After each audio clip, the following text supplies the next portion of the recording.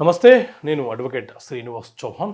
మనం ఏదైనా ఒక సివిల్ కేసు ఫైల్ చేసేటప్పుడు వివాదంతో సంబంధం లేని వ్యక్తులను చేర్చి వివాదంతో సంబంధం ఉన్న వ్యక్తులను వదిలివేసిన సందర్భాలలో న్యాయస్థానము ఆ కేసును కొట్టివేయవచ్చా? సో మిత్రులారా, మన దేశంలో సివిల్ ప్రొసీజర్ కోడ్ సిపిసి అనే చట్టం ఉంటుంది.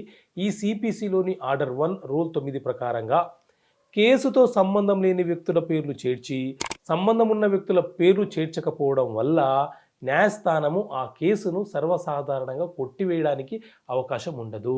ఎందుకంటే పూర్తిగా విచారణ చేసే వెసులుబాటుని ప్రతివాదికి ఉంటుంది కాబట్టి.